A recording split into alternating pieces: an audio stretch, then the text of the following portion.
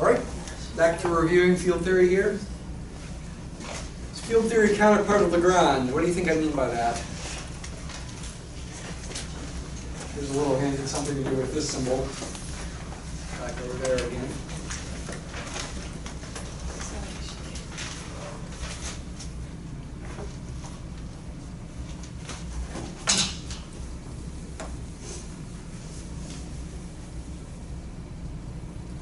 Also has to do with pictures like this.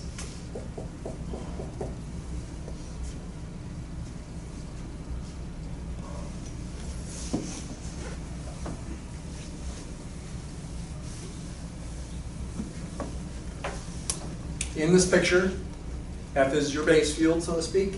E is an extension field of F, a bigger field containing F. K is an extension field of E, even bigger.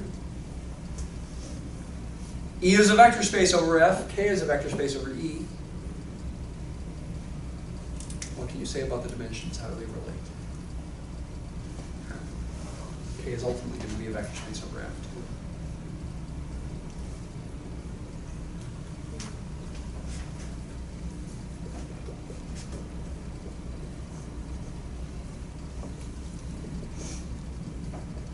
What's the dimension of K over F? M times N multiplied.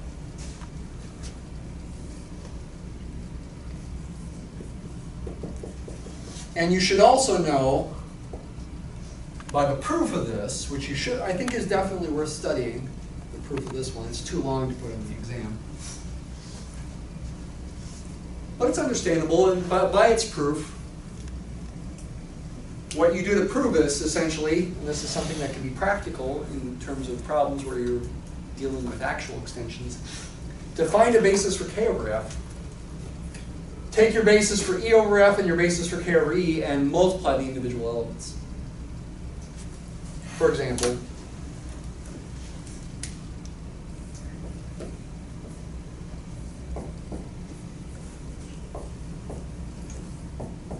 this is the book's example, nothing different here. One of their examples. A basis for this extension over Q consists of 1 and root 3. Basis for Q adjoin root 3 over Q. A basis for this extension over here consists of 1 and the square root of 5. This is a basis for the top field, which can be thought of this way, if you like, as a two-step process. First adjoin root 3, then adjoin root 5, over Q adjoin root 3. To get a basis for this field, the top one over the bottom one, find all possible products of elements in these bases. You can do 1 times 1, you can do 1 times root 3, you can do 1 times root 5, and you can do root 3 times root 5, which of course is the same as square root of 15. This is a basis for this field over Q. And then you should know the practical meaning of this. That would mean that everything in here, so every element of this field can be written in a unique way as, say, A plus B root 3 plus C root 5 plus D root 15, where A, B, C, and D are rationals.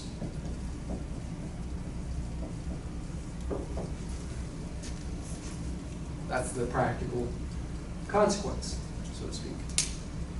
Practical in the sense of trying to understand stuff. Understand examples. Understand the theory by understanding examples. Why is it a field theory counterpart of Lagrange? Well, for one thing, it's a counting theorem, and Lagrange's theorem, back in group theory, is a counting theorem, telling you what are the possible orders of subgroups of some given finite group. The orders have to divide the order of the given group. Here you can say one related thing besides the fact that these equal numbers is there's this relationship, this product relationship has to hold. And so for the example, that means that puts limitations on, if you know, for example, what m is, but not n, it does put limitations on what this can be, for example. It also says that both of these divide this. Those are other consequences that are kind of similar in nature to what we can conclude for Lagrange's theorem. Something I haven't mentioned yet is something called the primitive element theorem, but if you look at it in the book, it's pretty useful, you might imagine, or it's pretty useful to realize that's true. It doesn't tell you how to do calculations. It's on page 359. It says if you've got a field that's got characteristic 0, and you've got A and B in some extension that are algebraic over F, turns out that this field, this minimal extension of F that contains A and B, can be written as a simple extension for some C.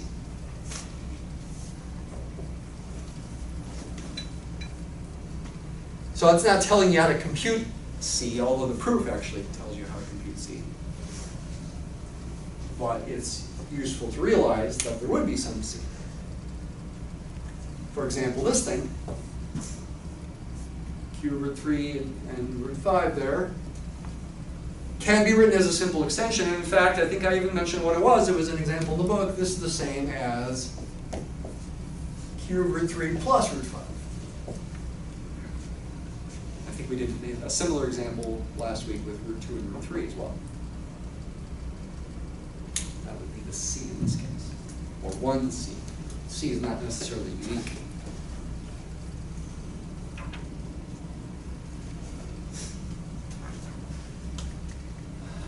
Transitivity of being an algebraic extension, what does that mean? It means if E is algebraic over F and K is algebraic over E, then K is algebraic over F. Finite extension implies algebraic, but I did mention last time that algebraic does not imply finite. So you can't use this counterpart of Lagrange's theorem to prove this fact. You need another argument. You should know finite extension, meaning finite dimensional as a vector space over the base field, implies it's an algebraic extension, but not the other way around, and I did mention an example last time. Q adjoining root 2 and cube root of 2 and fourth root of 2 and fifth root of 2 forever. That's algebraic over Q, but not finite. It doesn't have a finite basis of the vector space over Q. We talked about finite fields last time. How can finite fields and their subfields be described and classified? Theoretically, it's very easy, actually. Well, it doesn't mean the proofs are easy, but they're completely understood at a theoretical level. At a practical level, where you have to do calculations in particular situations, you may not know what kind of field you're dealing with initially, but you can figure it out. They are unique, up to isomorphism. So we give them a special name, GF of P to the n, where P to the n is the order. For each prime P and for each positive integer n, there is a unique up to isomorphism field of order P to the n. In the case where n is 1,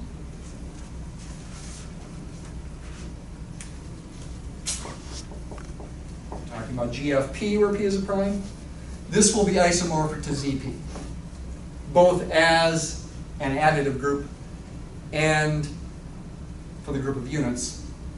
The group of units will turn out to be isomorphic to Z sub P minus 1. But that's always cyclic, no matter, even if even if n is bigger than 1. In general, the group of units. Ah, this one's going on me too.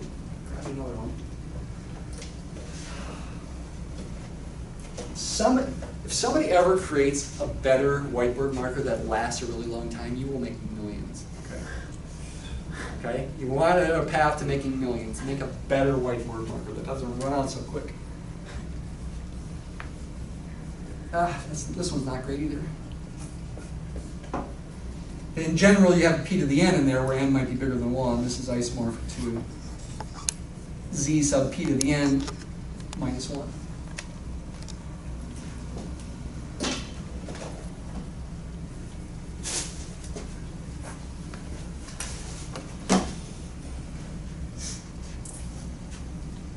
The additive group, in general, when n is not necessarily equal to 1, n is 1, it's going to be that. This is both as an additive group and even as a ring. And therefore as a field, in general, considering both operations is what I mean. But in general, probably doesn't work at all.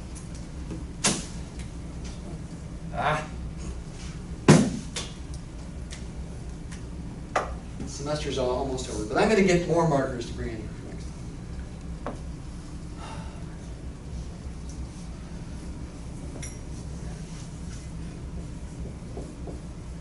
time. You've got external direct products of n copies of ZP.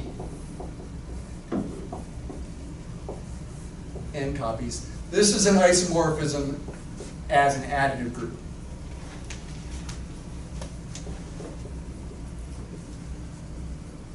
Not taking multiplication into account.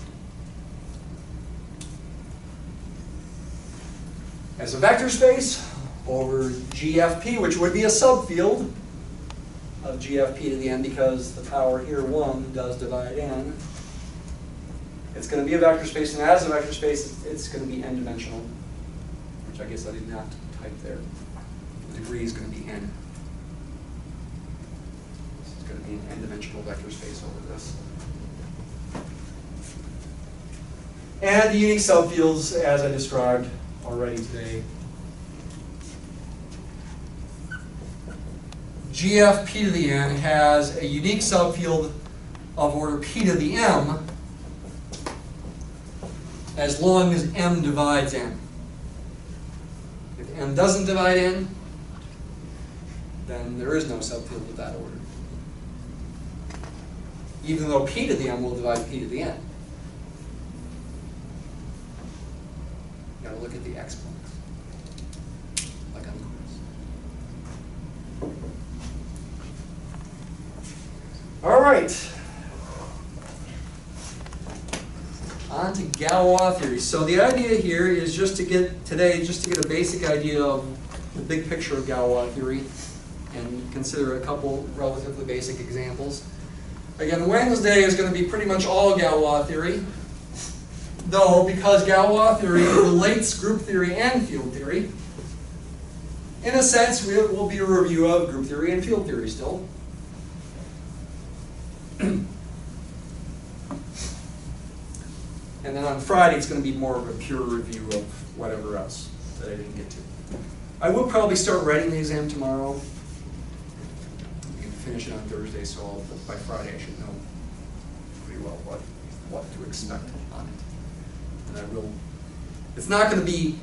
I mean, it's theoretically cumulative. Theoretically, I could ask you anything, but I will, reduce the amount of things that I ask you about by the very nature of writing it, and I'll tell you, for example, certain things you won't need to know.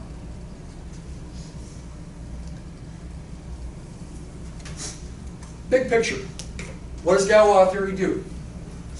It provides a deep connection between the splitting field E over some field F of some polynomial in this ring of polynomials with coefficients in F, and the group, not ring, not field, group. The book tends to emphasize that they are ring automorphisms, You could call them field automorphisms. That's why I put ring/field, because these things are fields. Ring/field automorphisms of E that, quote unquote, keep F fixed. What is that? It means when you apply these automorphisms to elements of F, they act as the identity. They map those elements to themselves. That's what it means to keep F fixed. Don't necessarily, in this blob picture, elements of F are kept fixed under these automorphisms. Elements of E, not necessarily. Elements of E that are not in F, I should say. What's an automorphism? Just like with group theory automorphisms, they're one-to-one onto homomorphisms. They are isomorphisms, really. From, in this case, the field to itself. Auto is self. Synonymous with self. With groups, they were isomorphisms from the group to itself. Here with fields, they're isomorphisms from the field to itself. Those form a group. Under what? What's the operation of the group of automorphisms? What would you call it? I'm thinking of two words. One starts with F, one starts with C. These elements are functions. One of the words is function. Greta, you want to say? I can tell. Is it constant? How do we combine functions to form a group? Composition. Composition. Function composition, right? Compose the functions. Do one after the other. And then notation, you work right to left. That's the group operation. This connection matches up subfields of E that contain F with subgroups of this group of automorphisms of E that keep F fixed. And these subgroups will keep certain subfields of E fixed.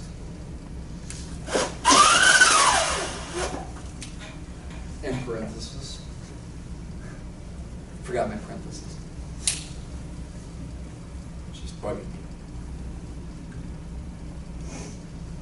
The best way to visualize this is with lattices. And towers of fields are lattices. But we also had subgroup lattices of groups. And as you read through chapter 32, and you should, I will probably test you a little bit about Galois theory in the final. You'll see pictures of lattices. That's one kind of thing. Well, will I test you about Galois theory? I'm not sure yet. Okay? Nothing super complicated in the big scheme of things, but something related to examples probably, and a basic understanding of the concepts.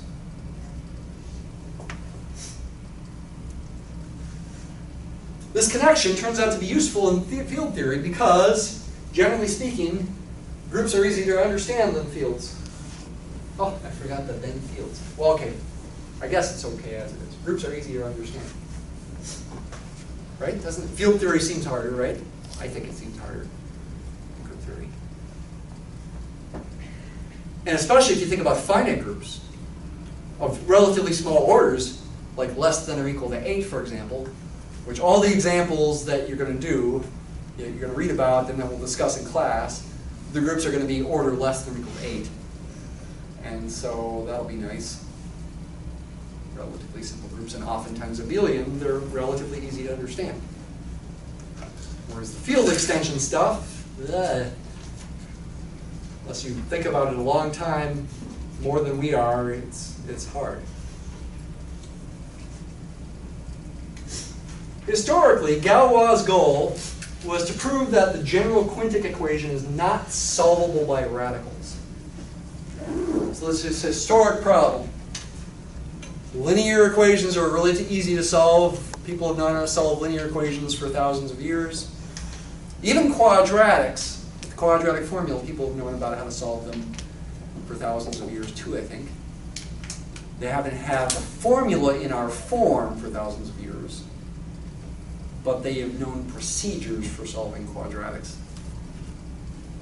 Though oftentimes in history, for the last 500 years, those quadratics were often written out as words, word equations rather than symbols. And they would just describe how to solve them. Cubics were solved in the 1500s, third degree. The main character in all that is named Cardano. Excuse me if I'm pronouncing it wrong. Cardano.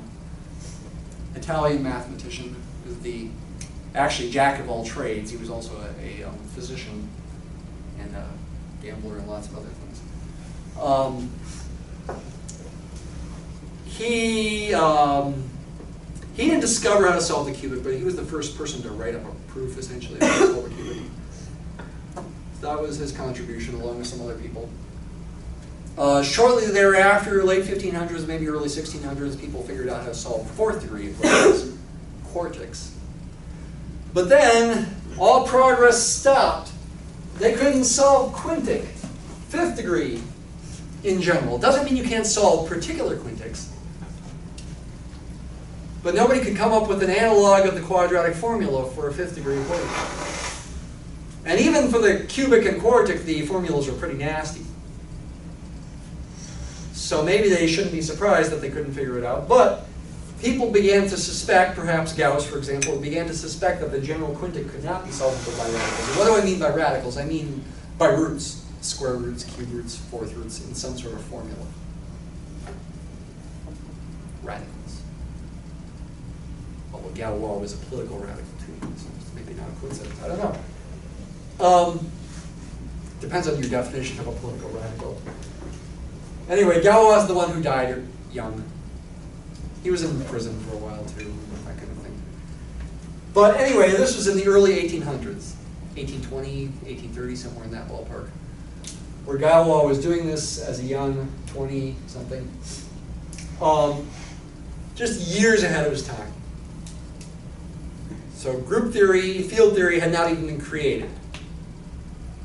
And in fact, would not be created as an abstract theory, axiomatic theory, until the late 1800s. 50, 60, 70 years after Galois died.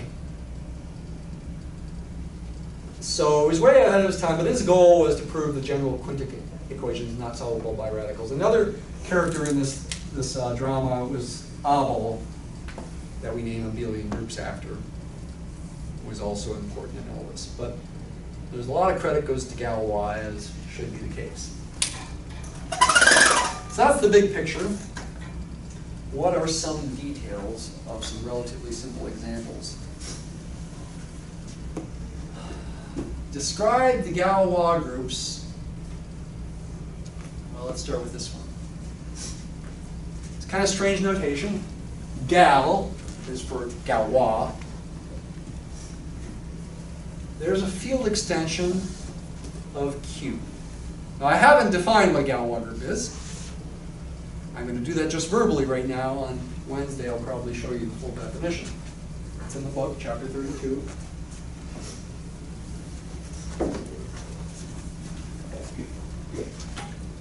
For this example, let's just write it on the board. The Galois group of the field extension Q adjoins square root of 3 over Q as a set is the set of all automorphisms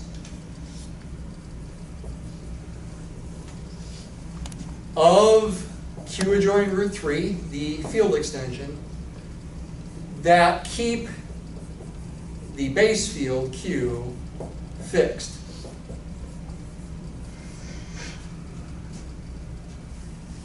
And as a group, the operation is function composition. This forms a group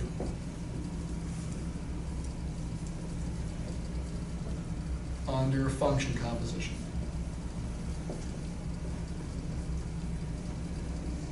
By the way, in starting to read this over the weekend, I was realizing I made a mistake on one of your key problems.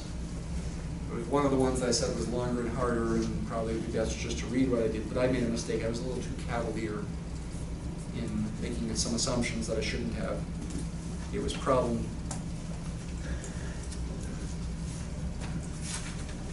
14 back in chapter 20. Ring automorphisms of cube root of 5. I made some assumptions in there that I shouldn't have, so it's wrong. Okay. I'll probably try to update it and send you a revised version of that.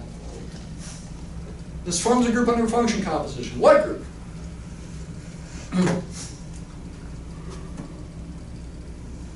It's a fairly simple group. It's going to have two elements. It's going to be isomorphic to Z2. What are the two elements? I would hope you would guess one of them pretty easily. I would hope, but we've been having trouble guessing today.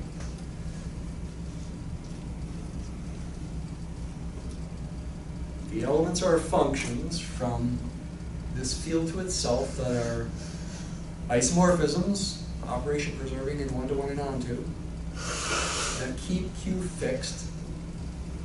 It's going to be a group. What element do all groups have?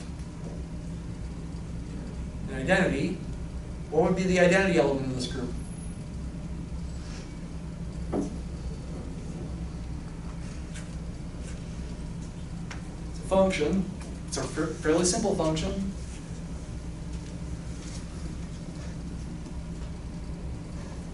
It's not a constant function, but it is the identity function. It maps everything to itself. Back in chapter 5, I think, 5 on permutations, we called this function epsilon. And that's what we'll call it now, too. Epsilon of x maps x to itself for all x in this field extension of the rationals. That's certainly one element in the Galois group. It's certainly an automorphism of this, and it certainly keeps all the elements of Q fixed. But there is one more element, one more function that's an automorphism from this field to itself that keeps all elements of Q fixed. Well, it might be helpful to think about this field as a vector space over Q. It's got a basis of 1 and root 3. Every element can be written in a unique way like this, where A and B are rational. Zoom in on that. I'm writing as darkly as I can here, by the way. Press down hard.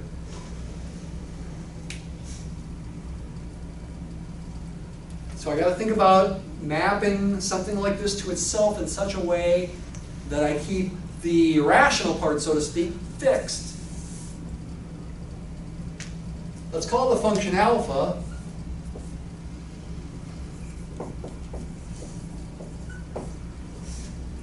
Keep the rational part fixed. Maybe the output should be A plus or minus something.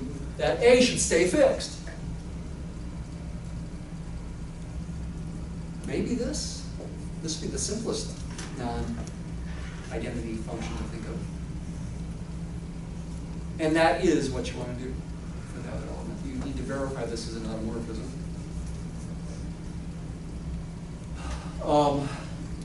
Is that worth taking the time to do? I'm not going to get to the other things that I wanted to get to, but let's verify that this is an automorphism. Is it operation preserving?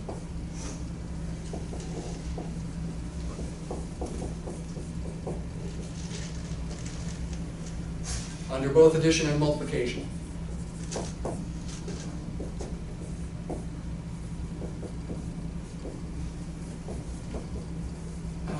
Come on, marker.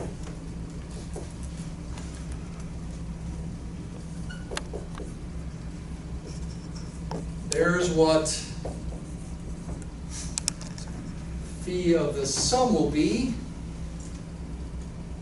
And that will equal, if you rearrange here,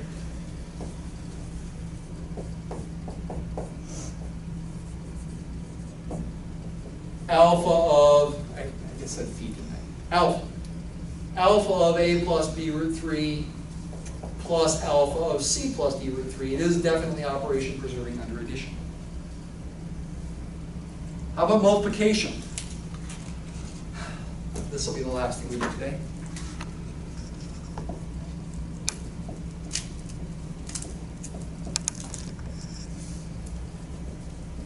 That's maybe a little less clear. Let's see what happens. First multiply. The rational part, so to speak, is going to be a times c. And then last times last is going to give you 3 times bd. 3bd.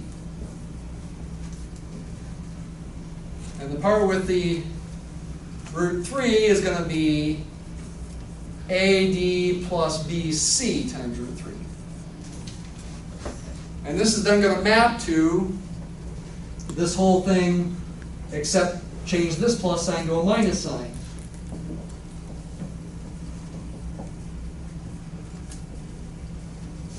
And that should equal, if you think about mapping these individually, this should equal, hopefully, a minus b root 3 times c minus d root 3. Does it?